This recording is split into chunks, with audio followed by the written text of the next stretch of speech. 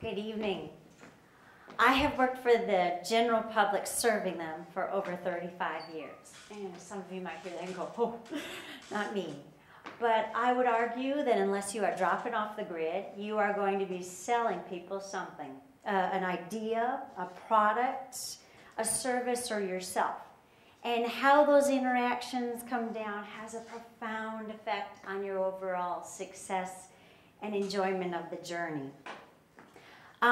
I was asked tonight to talk about success in business. I do not have any comfort level in saying I am successful. I am an ordinary Jane. What I would say to you I know about success is this. What it looked like at 20 and what it looks like at 50 are completely different. And priorities change, and that's all good. And what keeps me swimming in humility is this. I know that success is a moving target. And I may have had a good run yesterday, and I may have even had a good today, but that has nothing to do with tomorrow unless I keep marching towards it. It's so not over. So allow me, as an ordinary Jane, to tell you what I know. I know this. I know you have to get yourself some people. And these are the people, your core people. They're the folks who know about your inner greatness and are going to really work with you to get it out. They're going to push you when you want to hang back a little bit. They're going to rein you in when you're going the wrong way. And they're going to maybe pull you back if you get a little full of yourself. Get yourself some people. My greatest of my people is my husband of 26 years. He continues to help me want to be the best I can be. And we work really hard at enjoying the journey. My other people are my family. Now, it works really great when your people can be your family. It's even convenient, but it just doesn't always work that way. That's an obstacle. Go around it. Don't let it hold you back. My people taught me, dream big, figure out how to do it, work like crazy, and make it happen. And so that's the wiring that I went out into the world with. You get to the end of school and you go into the career department and they say, what do you want to do with your life? And you say, well, I said, like the next 60 years. He's like, no, right away. I said, well, I'm going to be a flight attendant. He scoffed. Why don't you pick something more realistic, like a nurse or a teacher? And I said, well, obstacle, go around. Sir, that's not my big dream. I want to be a flight attendant. He handed me a book to McConnell Travel School. I'd done my research on my big dream. I knew that it had a high price to attend it. You graduated with subpar skills. And the airlines really didn't give you a bump in their hiring. They didn't value it. They wanted to pick their own people, train them their own way. I opted for Plan B. Now, you know you want to go in the front door, but sometimes it's locked. Go around back. Jiggle it. Get in. So I got hired by a commuter airline. Little bitty airplanes, no flight attendants. All good. I learned how to write tickets. I learned how to use the airline computer. I learned how to take care of people when they lost bags, the planes were delayed, or they were flat out stranded. Was it perfect? No way. I froze my behind out there marshaling in planes and schlepping bags and plugging an APU in next to a spinning propeller. But I bloomed where I was planted, and I had a great time. I met amazing people, met my husband, and I learned great skills. And lo and behold, Kimberly-Clark Aviation started up an airline. And I went over there, and I applied. And because of my commuter experience, I was able to talk about how I can take care of people, how to make a bad situation better. And they shared their big dream and their vision. This is what we want to do. We want to make flying enjoyable again. I totally bought into it, hook, line, and sinker. I said, pick me. And they did. Dream realized? Not so quick. I had to rock it out. And we worked like crazy. Wheels up to wheels down, serving them gourmet meals, and pouring wine and champagne all the flight. We baked cookies on an airplane. And we were nice to them all the time, even when we didn't feel like it, because that was part of the vision. People loved it. They wanted more. We had to grow. We had to get some people who believed in the vision. We had to surround ourselves with some great folks. I'd worked really hard. I became part of the in-flight management. We had to recruit. And it was a big job. We interviewed hundreds. So it's like this. What interests you in the flight attendant position? Well, I just love people. Great. What's been your experience serving them? Oh, I just love people. Okay? Stay with me, right? We're going to page forward. I'm over here in the LaGuardia Airport. I'm in the front of the airplane. I'm greeting folks as they come in. Good evening. Thanks. Welcome aboard. I see her coming down the jetway. She's gorgeous. Drop dead beautiful. She's got this ginormous dead animal over her arm, right? She steps on the plane. I say, good evening. She takes the ginormous dead animal, lofts it over my head, and says, do something with this, right? Okay, page back. If I love people with no skills, we're sunk. We had to have great people that could deal with this. Now, I had been coached and I'd worked on those skills. And because I had those skill sets and because I chose to be employed the next day, I executed. I took care of her coat, I got her in her seat, I gave her amazing service. We landed. People got off. They said, thanks for the great flight. I said, thank you, come see us. They were appreciative. No drama. We'd executed what we said we were going to do. Miss Do Something comes to get off. I say, thank you for joining us. She doesn't look at me. She doesn't say thank you for the amazing service. She doesn't say thank you that her coat is in one piece. All good. Because we hired people who had their own weather. They knew their self-worth. People's actions did not cause our reactions. We fulfilled the vision. Get yourself and surround yourself with people who believe in your vision. I know this too. I know you have to know your customer. Back in the day, I won't say when, I was a church lady, and we had to make some money for a charity that we wanted to support. I came up with this brilliant idea. We are going to have an ice cream social. We're going to make amazing pies. We're going to take them down to the square. We lived in East Troy, Wisconsin. They had a picturesque square. Alpine Valley had concerts. They'd come down to the square, target audience. We showed up Saturday. Pies in hands, and there they were, cashed out all over the ground.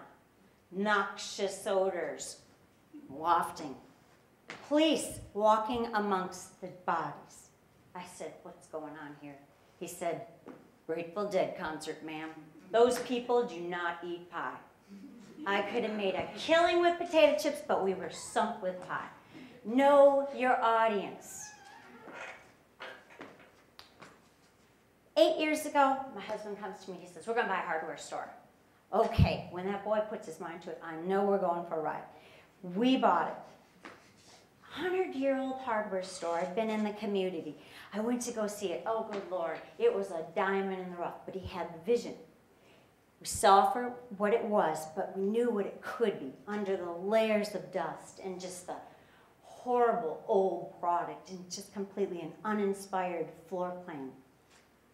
Ace Corporate told us, buy the business, leave the building. Tim said, no, we're going to stay right here. I love the footprint of the downtown and those rooftops all around us. Those are the audience, the people that we will serve. Then he dropped the bomb. We're going to rename the store. Now, I was really concerned about this because people, when they heard we were opening a business in Merrill, Wisconsin, they said, you're not from there. They don't like outsiders. Duly noted. Obstacle. Go around. So when he said that we were going to rename this hardware store that had been there for 100 years, I got a little worried. It had been Howland's Hardware. Haight hardware does not smack of success. He says, we're going to name it Merrill Ace Hardware because it belongs to the community. I said, genius. And he did it. Now, we had to get ourselves some good folks. He went to the folks that worked there. He shared the vision. He says, this is what it's going to be. There, folks are going to come in the door. We're going to greet them at the door. We're going to say, hi. We're going to ask open-ended questions. What you working on? They're going to tell us. We're going to take them to where they need to find the products. We're going to sell them all the things that they need to do their project so that when they get home, they can execute. He said, we're going to move stuff in around the store, make it relevant to what they're interested in, and we are going to contribute back into this community and become really a part of the fabric.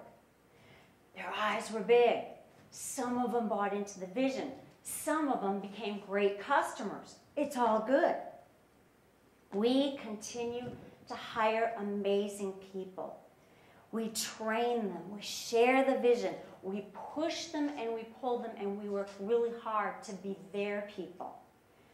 Now, one last story. I have to tell you a freaky fact. I love to clean. And one day, years ago, I was underneath my son's bed vacuuming. He's 8 years old. I hit something solid. Not good. Hit all floor. Look underneath. Look again. Bags and bags of pantyhose. What in the devil? I wait for the boy to come home from school. He comes home from school. I say, Benjamin, how was your day? Great. What'd you learn? He says, we blew up a volcano today. Super cool. Why are there pantyhose underneath your bed? The kid is like, oh! He couldn't speak. He was just floored. We marched to his bedroom. He pulls the pantyhose out from under his bed. He goes to another area, gets more, and then presents me with the invoice. He's in deep. I said, what? He said, I wanted the calculator. What? He goes, they said it was free when you got pantyhose. I said, teachable moment. Benjamin, baby, nothing is free.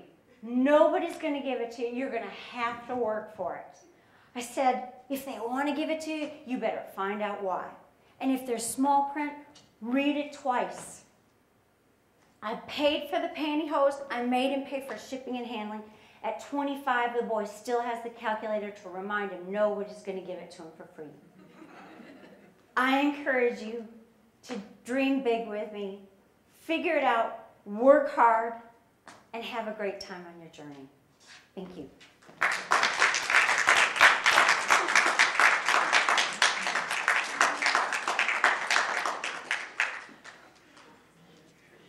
We have about 10 or 15 minutes to do a very short question and answer with all three speakers that we have with us tonight. I'm going to walk around, and I encourage you to ask any questions. We'll sum up the night in the next 10 minutes. And I want to thank you all again for coming.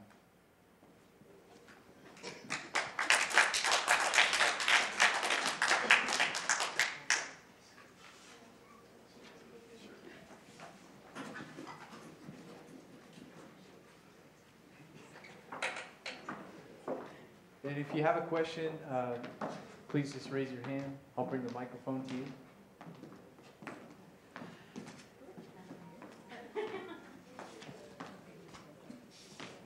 Good evening. Amy, what's the most significant way that you found to change failure into something that you could work with? It kind of depends on the failure, but the most significant way I've found to change failure into something I can work with is to change it quick, and mostly just to change my mindset. So rather than sticking with something that's not working for a while, I just change my mindset into thinking, how can I make this work? And I just go with that. So, thank you.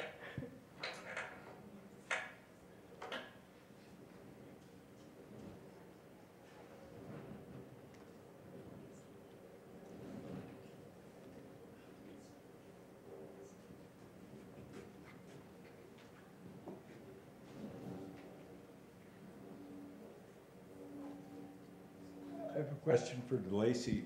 How many people do you actually go through in hiring before you find the right people for your job?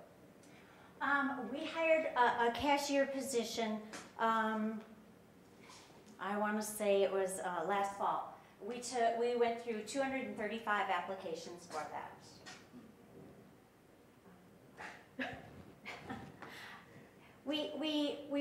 We realized that in order to have a good store, we have to have a good environment.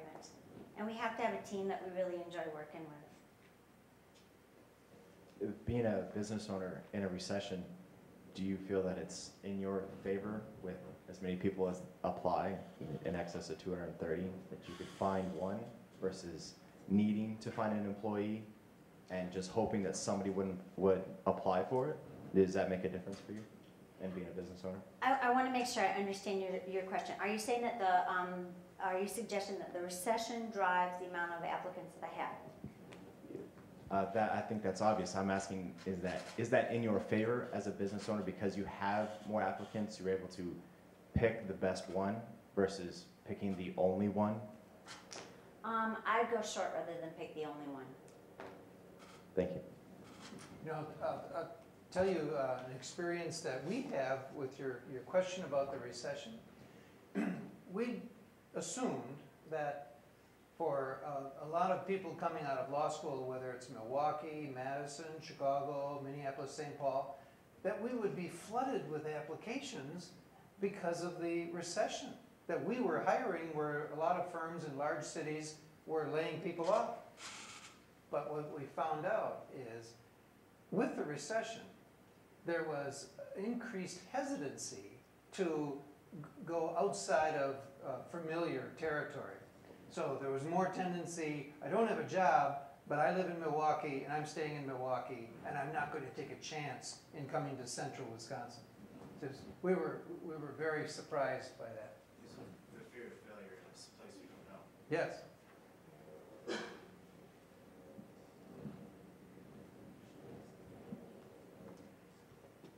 Are there any other questions before we wrap it up tonight? Okay, once again, I can't say this enough. Thank you all for coming. And I'm not sure if we do this again next year, but this year has been memorable. Thank you so much. And let's have one more round of applause for us.